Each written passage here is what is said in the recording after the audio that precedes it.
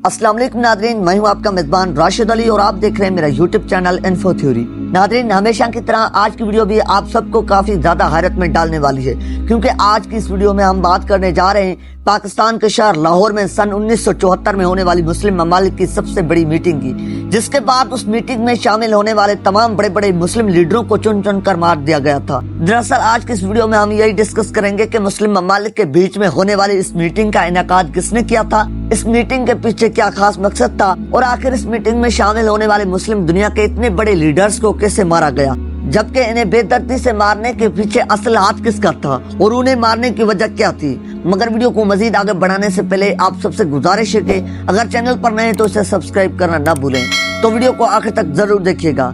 तो आइए चलकर मौजू का पाकिद का आगाज करते हैं। दोस्तों, वैसे तो अब तक तारीख में बेशुमार मुस्लिम लीडरों की आपस में कई छोटी बड़ी मीटिंग होती आई है, लेकिन जो मीटिंग 1974 में हुई थी उसके बारे में जानकर आज भी दुनिया भर के तमाम मुस्लिम लीडर्स अंदर ही अंदर कांप जाते हैं। दरअसल ये 22 फरवरी सन 1974 का दिन था जब OIC यानी ऑर्गेनाइजेशन ऑफ इस्लामिक कॉर्पोरेशन की जानिब से पाकिस्तान के शहर लाहौर में दुनिया के कई बड़े बड़े मुस्लिम ममालिक के बीच एक बहुत ही बड़ा सरबराही इजलास हुआ था और उस इजलास का इनेकाद करने वाले जुल्फिकार अली भुट्टो थे, जो कि उस वक्त पाकिस्तान के प्रेसिडेंट भी कहलाए जाते थे।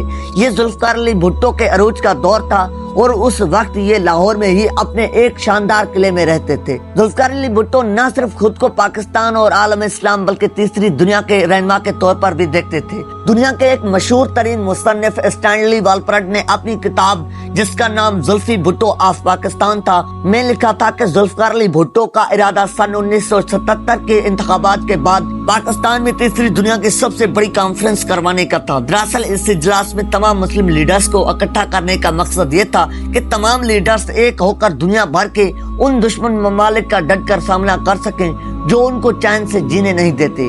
इस इजलास में शिरकत करने वालों में सऊदी अरब के शाह फैसल, लीबिया के मुअम्मर कज़ाफी, फलस्तीन के यासिर अरफात, बांग्लादेश के शेख मुजीबुर रहमान और मिस्र के सदर अनवारुल सादात भी शामिल थे।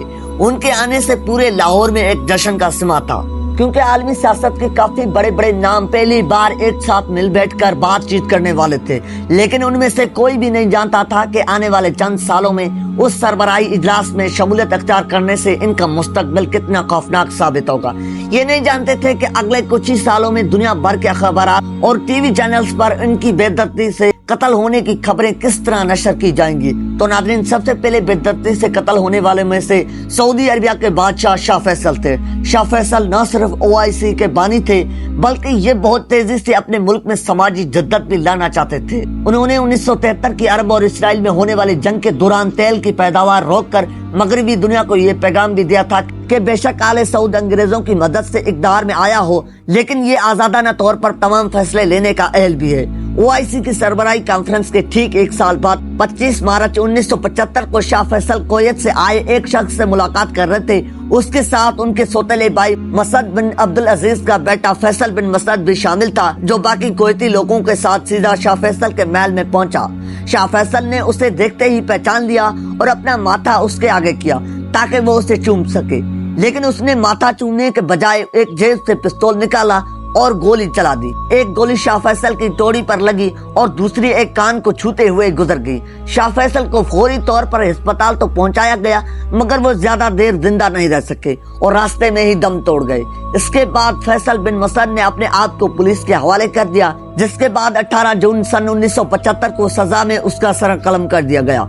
शाह फैसल के कत्ल के ठीक 5 माह बाद बांग्लादेश के बानी मुजीबुर रहमान का भी कत्ल कर दिया गया। उनका कत्ल भी सन 1974 में OIC में शमूलियत अख्तियार करने पर किया गया था, जबकि उनका कत्ल उनके अपनी फौज की जानिब से ही किया गया था और कत्ल करने के बाद फौज ने इक़्तिदार पर भी कब्जा जमा लिया। 15 अगस्त सन 1975 को बांग्लादेश में जनरल ज़ियाउर रहमान की तरफ से मार्शल लॉ लगाया गया और उसी की जानिब से मुल्क की आजादी का ऐलान भी किया गया।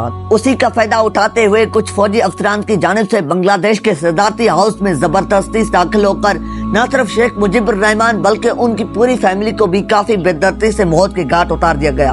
उस वक्त उनके खानदान की सिर्फ 2 ही औरतें बची थीं, एक शेख हसीना वाजिद और एक मुजीबुर रहमान की बहन शेख रेहाना थी। ये दोनों उनके कत्ल के वक्त जर्मनी में मौजूद थी, जिस वजह से बच गयी। ये साजिश फौजी अफसरान और अवामी लीग में शेख मुजीबुर रहमान के पर्सनल साथियों ने मिलकर रचाई थी। नादरीन, जैसा कि इस कॉन्फ्रेंस में मिस्र के सदर अनवर अल सादात भी शामिल थे, ये एक फौजी परेड का मुशाहिदा कर रहे थे कि उन्हें खालिद इस्लाम बोली नामी एक शख्स की जानिब से कत्ल कर दिया गया। खालिद इस्लाम बोली खुद भी एक मिस्री फौजी अफसर था। उसने मौके का फायदा उठाया और उन्हें इस दुनिया से रुखसत कर दिया। इसके अलावा फलस्तीन के यासिर उरफात भी सन 1975 की सरबराही कॉन्फ्रेंस में शरीक हुए थे, इसलिए उन्हें भी इस दुनिया से जाना पड़ा। उन्हें सन 2004 में इसराइल की इंटेलिजेंस एजेंसी की तरफ से जहर दिया गया था, जिसकी वजह से ये भी मौत की वादी में चले गए। बिल्कुल इसी तरह लीबिया के सदर और कर्नल का ओहदा रखने वाले मुअम्मर कज़ाफ़ी भी लाहौर में होने वाले कॉन्फ्रेंस का हिस्सा बने थे। 20 अक्टूबर 2011 को मुअम्मर कज़ाफ़ी नेटो के बमबारी से बचने के लिए एक पाइप पे छुपे हुए थे। उस बमबारी से उनके सर पर काफी चोटें भी आई थी, लेकिन नेटो की काफिले ने उन्हें ढूंढ निकाला और अजियतनाक तरीके से कत्ल कर दिया और उनकी लाश को सड़कों पर भी घसीटा गया। क्योंकि उस कॉन्फ्रेंस को यकीनी बनाने के लिए जुल्फ़िकार अली भुट्टो का किरदार सबसे अहम था, क्योंकि इस सरबराही कॉन्फ्रेंस को कामयाब बनाने के लिए उन्होंने अपनी सफारती काबिलियत के ऐसे जोहर दिखाए कि पहली बार तकरीबन इस्लामी दुनिया के तमाम बड़े बड़े लीडर्स एक ही प्लेटफॉर्म पर इकट्ठे हुए थे। इसमें कोई शक नहीं कि ये भुट्टो के इक़्तिदार का एक ऐसा कारनामा था जिसने पूरी पाकिस्तान को पूरी दुनिया के सामने एक अहम मरकज बना दिया था। यही सरबराही इजलास था जिसने पाकिस्तान की आलमी तनाई को भी खत्म कर दिया था। इसलिए ये चाहते थे कि इस कॉन्फ्रेंस के बाद पाकिस्तान तीसरी दुनिया का अहम रहनुमा बनकर उभरे, लेकिन कुदरत को कुछ और ही मंजूर था। 1977 के इंतखाबात के बाद भुट्टो की सियासी जमात पाकिस्तान पीपल्स पार्टी ने काफी उम्दा कामयाबी हासिल की, लेकिन उनकी मुखालिफ सियासी पार्टियों ने दावा किया कि भुट्टो ने इंतखाबात में धांधली से जीत हासिल की है, जिस वजह से 5 जुलाई सन 1977 को जनरल ज़ियाउल हक ने उनके इक़्तिदार का तख्ता उलट दिया। उन पर मोहम्मद अली कसूरी के कत्ल का मुकदमा भी चलाया गया, जिस वजह से अदालत की जानिब से उन्हें सजाए मौत सुना दी गई और फिर 4 अप्रैल 1979 को जुल्फ़िकार अली भुट्टो को फांसी दे दी गई। जबकि फांसी के कई बरसों बाद सजाए मौत सुनाने वाले जजेस को ख्याल आया कि उन्हें फांसी के अलावा कोई और भी सख्त सजा दी जा सकती थी। अब कहा जाता है कि इन सब मुस्लिम ममालिक के कत्ल के पीछे अमेरिका की CIA का बहुत ही बड़ा हाथ था। वो अमेरिका ही था जो लाहौर में शमूलियत अख्तियार करने वाले तमाम मुस्लिम लीडरों को एक एक करके प्लानिंग के साथ मरवाता चला गया। CIA जिन लोगों के हाथों उन्हें कत्ल करवाती थी, उनका पहले ब्रेन वॉश किया जाता था ताकि वो अपने मकसद में पूरी तरह से कामयाब हो सके। दरअसल अमेरिका डर चुका था कि अगर 1974 की मीटिंग में मुस्लिम लीडर्स एक साथ मिल गए तो उससे न सिर्फ यूरोपियन और अमेरिकन ममालिक को एक बहुत ही बड़ा नुकसान होगा, बल्कि ये हमारे मुकाबले में भी आ जाएंगे और हमारा डट कर मुकाबला कर सकेंगे।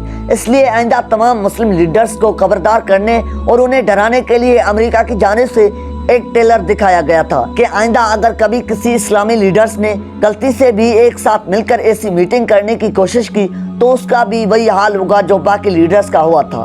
जी तो प्यारे साथियों, ये थी आज का हमारी वीडियो। आज की इस वीडियो के बारे में आपकी क्या राय, आपने अपनी राय का इज़हार कमेंट सेक्शन में जरूर करना है। मिलते हैं एक नई वीडियो के साथ, तब तक के लिए अपना और अपने प्यारों का ख्याल रखिएगा। अल्लाह निगहबान।